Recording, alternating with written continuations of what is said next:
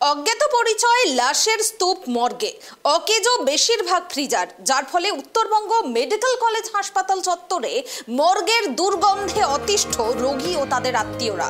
গত আগস্ট মাস থেকে উত্তরবঙ্গ মেডিকেল কলেজের মর্গে অন্তত 52টি দাবিদারহীন দেহ পড়ে রয়েছে বলে অভিযোগ। 16টি ফ্রিজার খারাপ হয়ে থাকায় 14টি ফ্রিজারে রাখা হচ্ছে দেহ, ফলে ছড়াচ্ছে তীব্র দুর্গন্ধ।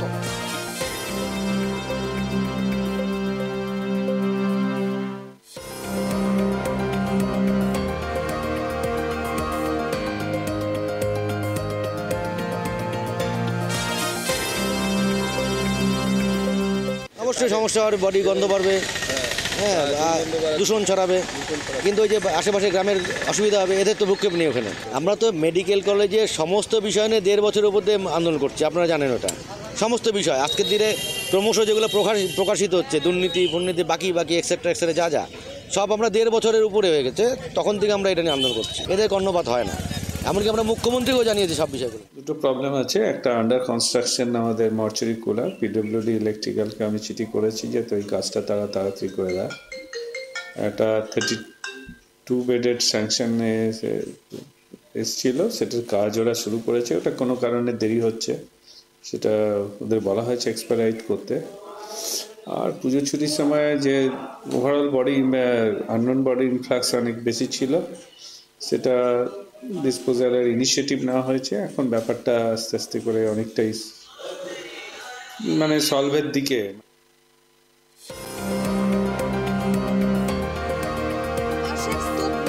অকেজো বেশিরভাগ ফ্রিজার, যার ফলে উত্তরবঙ্গ মেডিকেল কলেজ হাসপাতাল চত্বরে মর্গের দুর্গন্ধে অতিষ্ঠ রোগী ও তার আত্মীয়রা।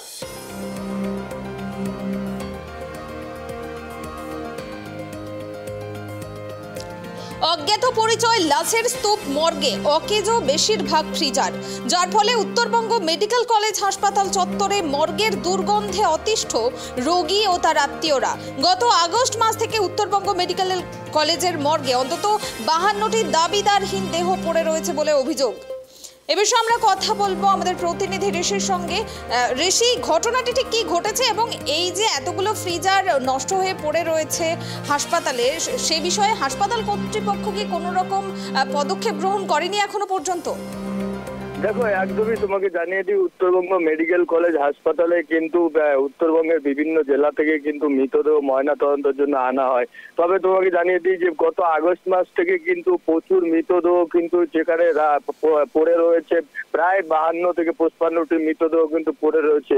এর ফলে কিন্তু যে ডিসপোজাল করার জন্য যে নিয়ম কানুন দরকার রয়েছে তা কিন্তু কোনো মতেই করা হচ্ছে না বলে অভিযোগ উঠে আসছিল। পাশাপাশি তোমাকে জানিয়ে দিই, এই মৃতদেহগুলো মর্গে থাকার সময় কিন্তু আশেপাশে যে গ্রামগুলি রয়েছে সেখানেও কিন্তু দুর্গন্ধে ছেয়ে গিয়েছে, যার ফলে কিন্তু সেখানকার বাসিন্দারাও কিন্তু থাকতে পারছেন না।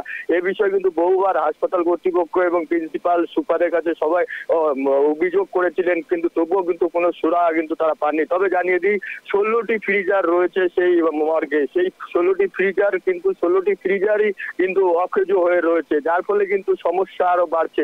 তবে যে সকল কর্মীরা সেখানে কাজ করছে তারাও কিন্তু একই অভিযোগই করছেন।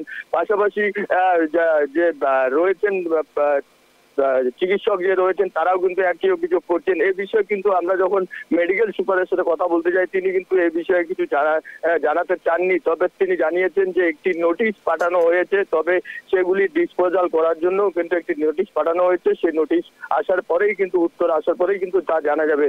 তবে এই বিষয়ে কিন্তু রাজীব প্রসাদ যিনি রয়েছেন যে চিকিৎসক, তিনি কিন্তু জানিয়েছেন যে এই বিষয়ে বহুদিন আগে থেকেই কিন্তু হাসপাতাল কর্তৃপক্ষকে বলা হচ্ছিল এবং পাশাপাশি ডিএম, স্বাস্থ্য দপ্তরের আধিকারিক সকলকে কিন্তু বিষয়টি জানানো হচ্ছিল।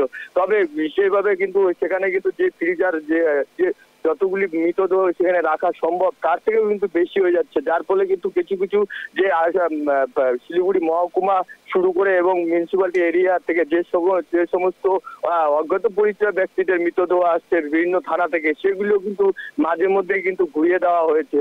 তবে সেখানে রাখার ব্যবস্থা নেই বলে ঘুরিয়ে দেওয়া হচ্ছে। এই অভিযোগ পেয়ে কিন্তু আজ কিন্তু জানিয়েছেন যে খুব তাড়াতাড়ি সেই ফ্রিজার গুলো কিন্তু তৈরি করে ঠিকঠাক করে দেওয়া হোক, মেরামত করে দেওয়া হোক এবং পাশাপাশি যে মৃতদেহগুলি রয়েছে সেগুলিকে ডিসপোজাল কিন্তু 2-3 দিনের মধ্যেই বলে করা হয় বলে আমরা সূত্র সূত্র মারফত জানতে পারছি।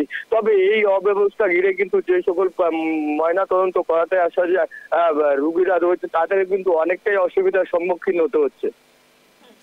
ধন্যবাদ ঋষি। আমরা দেখলাম উত্তরবঙ্গ মেডিকেল কলেজ হাসপাতালের বেহাল চিত্র। অজ্ঞাত পরিচয় লাশের স্তূপ রয়েছে মর্গে, অকেজো বেশিরভাগ ফ্রিজার, যার ফলে উত্তরবঙ্গ মেডিকেল কলেজ হাসপাতাল চত্বরে মর্গের দুর্গন্ধে অতিষ্ঠ ও রোগী ও তাদের আত্মীয়রা। গত আগস্ট মাস থেকে উত্তরবঙ্গ মেডিকেল কলেজের মর্গে অন্তত 52টি দাবিদারহীন দেহ পড়ে রয়েছে বলেই অভিযোগ উঠছে। তার মধ্যে 16টি ফ্রিজার খারাপ হয়ে থাকায় 14টি ফ্রিজারে রাখা হচ্ছে দেহ, যার ফলে কিন্তু ছড়াচ্ছে তীব্র দুর্গন্ধ।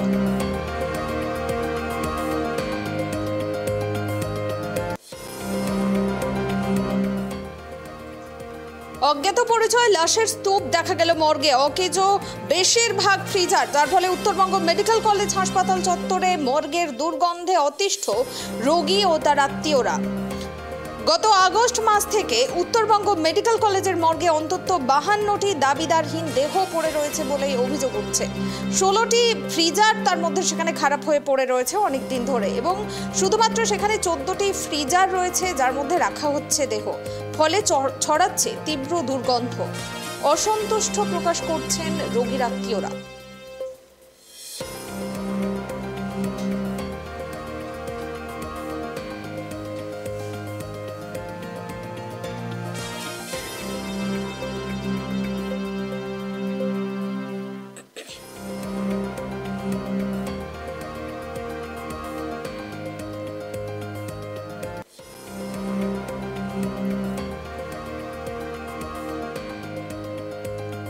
অজ্ঞাত পরিচয় লাশের স্তূপ মর্গে, অকেজো বেশিরভাগ ফ্রিজার, যার ফলে উত্তরবঙ্গ মেডিকেল কলেজ হাসপাতাল চত্বরে মর্গের দুর্গন্ধে অতিষ্ঠ রোগী ও তাদের আত্মীয়রা। এ বিষয়ে আমরা কথা বলবো বিজেপি বিধায়ক আনন্দময় বর্মনের সঙ্গে। আনন্দবাবু নমস্কার, আপনাকে ট্রাইব টিভি বাংলায় স্বাগত। আপনার সঙ্গে কথা বলছি আমি পুনামি।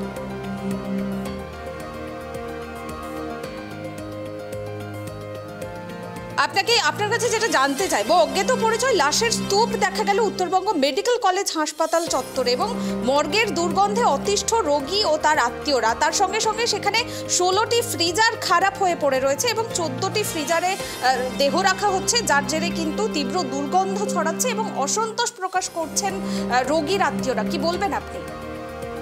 এটা ঠিকই, সাধারণ রোগীর যারা আত্মীয় স্বজন রয়েছেন তাদের এই ধরনের যদি ঘটনাক্রম ঘটে থাকে তাহলে স্বাভাবিকভাবেই তাদের সেখানে থাকার পক্ষে অসুবিধা হবে এবং রোগীদের পক্ষে আরো।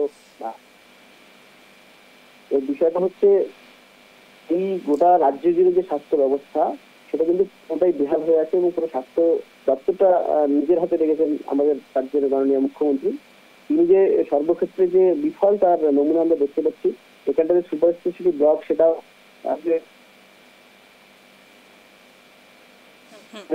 সাধারণ মানুষ সেখানটা কিন্তু কোনো সুচিকিৎসা পাচ্ছে না।